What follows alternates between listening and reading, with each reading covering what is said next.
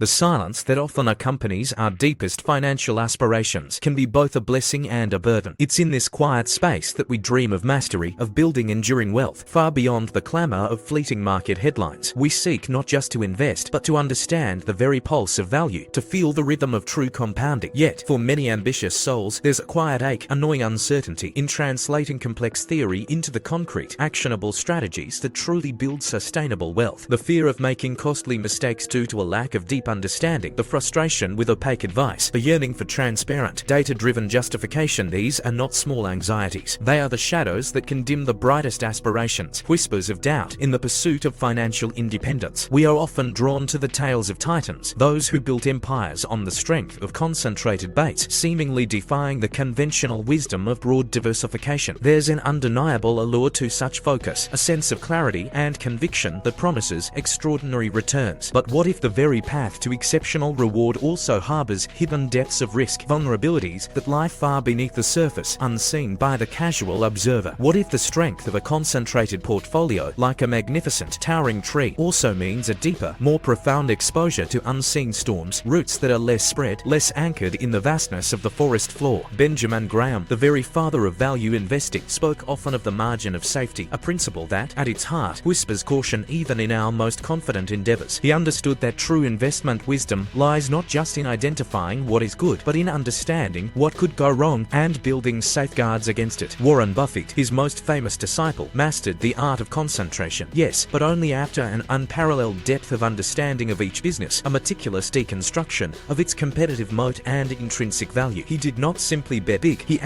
*no* big, with a humility that always acknowledged the unpredictable nature of the future. This channel is a space for those who seek not just answers, but deeper questions. For those who yearn to move beyond the superficial noise and into the quiet chamber of data-driven truth. We are here to uncover the genuine underlying mechanisms, the hidden truths, and the effective strategies of complex financial markets, distinguishing them from common misconceptions. Today, we turn our gaze towards concentrated portfolios. We will challenge the consensus, and together, we will find your edge by demystifying not just their potential, but their three hidden risks. Don't just invest, understand the why behind every decision, especially when the stakes are highest. Are you truly prepared for what lies beneath the surface of your focused conviction? The quiet fear of financial loss often settles deep within the ambitious investor. It's the apprehension that an unforeseen, company-specific event, a tremor in the foundation of a single holding, could send an avalanche through an entire portfolio. This is the shadow of uncompensated idiosyncratic risk, the business-specific dangers that broad diversification typically mitigates. In a concentrated portfolio, these dangers amplify, becoming direct, potent threats to the capital you meticulously build. Imagine standing on a magnificent peak, confident in your chosen few, yet unaware of the single, crucial ice bridge that supports your entire ascent. Our minds, in their quest for certainty, sometimes play tricks. What we perceive as conviction can silently morph into confirmation bias. This cognitive trap leads us to favor information that confirms existing beliefs, subtly ignoring contradictory evidence. We begin to underestimate unique company-specific vulnerabilities, the small cracks in an otherwise sturdy facade, because our desire for our best ideas to succeed eclipses critical, data-driven analysis. Beyond individual company risk, a more subtle current exists, the factor drag effect. Even with seemingly diverse companies, if they share exposure to the same underlying market factors, value, growth, or momentum, you might face a hidden performance penalty. Historical data reveals how unintentional concentration in these factors can lead to synchronized drawdowns when those factors underperform. It's a silent, unseen tether binding your distinct investments, pulling them down in unison. To genuinely discern these underlying mechanisms of business risk, we must adopt a three-step approach. First, deconstruct core competitive advantages, the moats, with rigorous forensic accounting analysis. Second, stress test these moats against disruptive technologies and shifting consumer behaviors. Finally, quantify the potential impact of single-point failures, a key management departure, a fragile supply chain, or an abrupt regulatory shift. Only then can we grasp the full spectrum of risk. Consider Jesse Livermore, whose trading life was a dramatic tapestry of spectacular successes and devastating failures, often born from highly concentrated positions. His story is a poignant reminder of the critical importance of independent thought and data-driven analysis over market sentiment. Livermore's concentrated baits highlighted the perilously fine line between unwavering conviction and catastrophic overexposure. He showed us that even the most brilliant mind, without relentless, objective risk assessment, can be swept away by its own concentrated vision. The feeling of inadequacy, of being outmaneuvered in a competitive financial landscape, can weigh heavily on the heart of an ambitious investor. There's a quiet doubt that arises when questioning one's ability to make truly informed, independent investment decisions. This often stems from an illusion, the belief that a strong economic moat inherently guarantees safety, especially in a concentrated portfolio. We overlook how swiftly competitive advantages can erode in modern markets, like a fortress believed impenetrable, slowly yielding to unseen forces of nature. It's a persistent myth that a company's past performance predicts its future returns, or that market leadership is somehow permanent. We must carefully dismantle this misconception. Consider the story of Kodak, once a titan, whose unassailable moat in photography crumbled under the digital wave it failed to embrace. Or Blockbuster, a dominant force in home entertainment, rendered obsolete by a new model it dismissed. For those who held concentrated positions in these giants, the devastation was profound, a stark reminder that even the mightiest can fall. Our minds,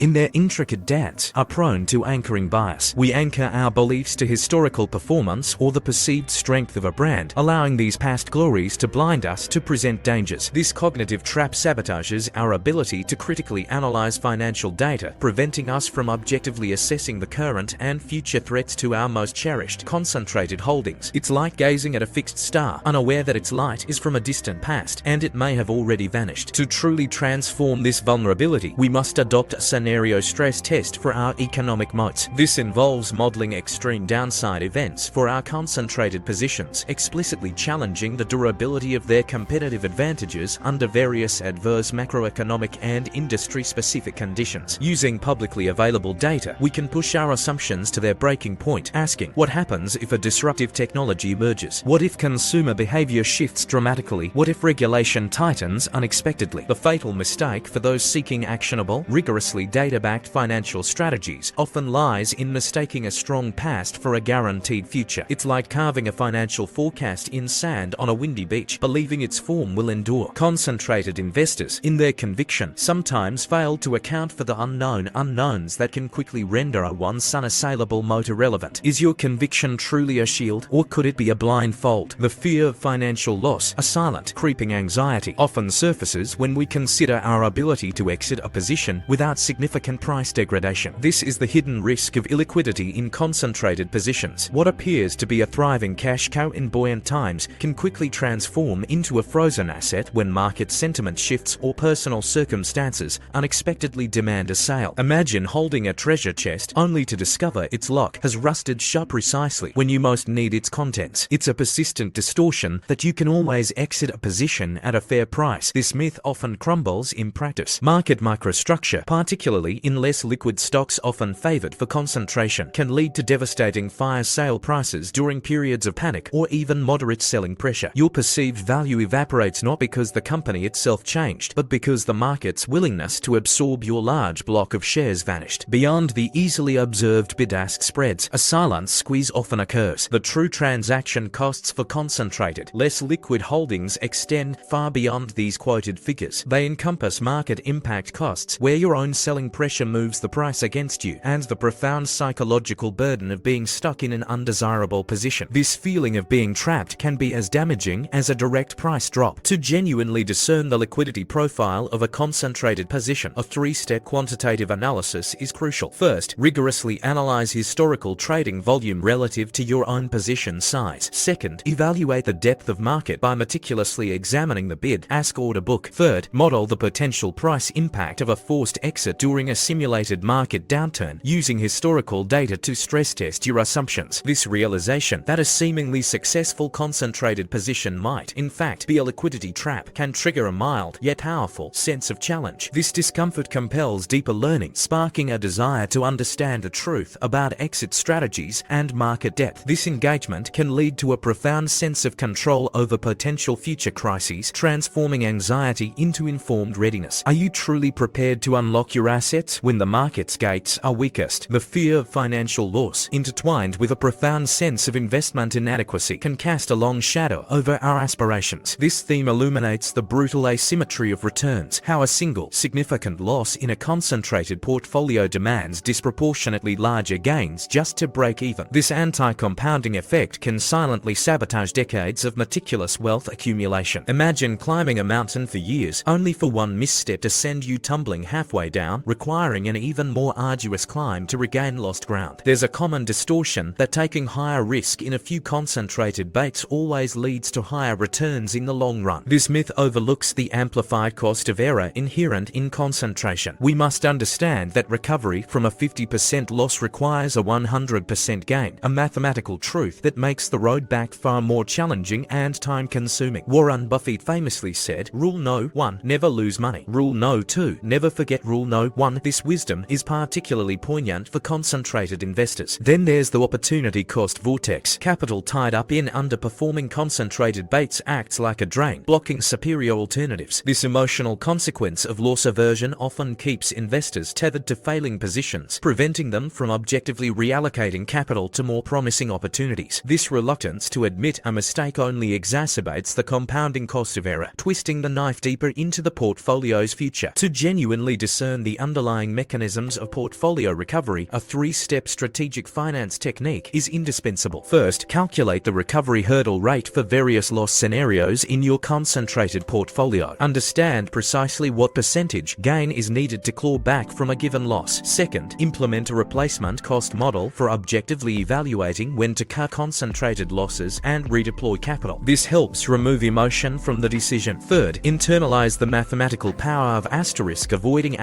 large losses versus endlessly chasing large gains. Preservation is often the most potent form of long-term growth. The rush of dopamine, the reward for a successful concentrated bet, can sometimes hinder our empowered, data-driven decision-making. This high can lead to overconfidence, making investors more susceptible to that one big mistake that derails years of careful planning. It prevents us from objectively assessing the true, long-term cost of failure. Are you truly prepared to face the compounding cost of error, or are you still chasing the fleeting high of short-term gains? The insidious influence of behavioral biases can transform high conviction into a psychological echo chamber, distorting rational decision-making in concentrated portfolios. We often feel overwhelmed by conflicting data, paralyzed by choice, or swept away by the fear of missing out, leading to impulsive decisions. There's the quiet shame of emotional attachment to losing investments, or the subtle arrogance of overconfidence that leads to insufficient due diligence. These are the whispers in the mind that turn our strength into a vulnerability. We must beware of overconfidence bias, which often masquerades as decisiveness. This error hides inadequate due diligence and inflates our sense of analytical superiority. It's a particularly dangerous trap in concentrated investing, leading us to underestimate risks, believing our insights are infallible. This bias can make us blind to the very things that could undo our most carefully constructed positions. Like a captain so sure of his course, he ignores the approaching storm clouds. Consider the sunk cost fallacy, a powerful symbolic exercise in self-deception. This fallacy reveals how our emotional attachment to past investment decisions, regardless of current fundamentals, can compel us to hold on to losing concentrated positions far too long. We cling to the hope of recovery, not because the data supports it, but because letting go feels like admitting defeat. It's like pouring good money after bad, simply because we've already invested so much of ourselves. For a practical transformation, embrace the pre-mortem analysis for your concentrated baits. This critical thinking exercise asks you to assume your concentrated investment has failed, and then work backward. Identify all potential reasons for its demise before disaster strikes. This prospective hindsight technique helps uncover blind spots, forcing you to confront vulnerabilities you might otherwise ignore. It's a powerful way to inoculate your portfolio against future shocks. Society has often distorted the image of the independent, data-driven investor into a lone wolf who bets big and wins big. This romanticized view frequently overlooks the rigorous, unbiased, and often contrarian analytical process that truly successful concentrated investors like Benjamin Graham employed. It was not about daring, but about discipline. Graham understood that true mastery lies in the meticulous deconstruction of risk, not in the abandonment of it. Are your concentrated decisions born of data-driven truth, or are they an echo of your own biases? We have journeyed together, peering into the often unseen depths of concentrated portfolios, moving beyond the headlines to uncover what truly drives risk. We've unmasked the silent threat of the idiosyncratic avalanche, where company-specific events can devastate focused holdings. We've navigated the treacherous waters of the liquidity mirage, understanding how a cash cow can become a frozen asset when market sentiment turns. And we've confronted the insidious echo chamber of conviction, recognizing how behavioral biases can distort our most critical decisions, turning strength into vulnerability. It is crucial to understand that concentration in itself is not inherently bad. It is a powerful tool capable of generating extraordinary wealth, but it demands a level of analytical rigor, a profound commitment to risk management, and a psychological self-awareness that far transcends the requirements of basic diversification. It is a path for those who seek not just to invest, but to truly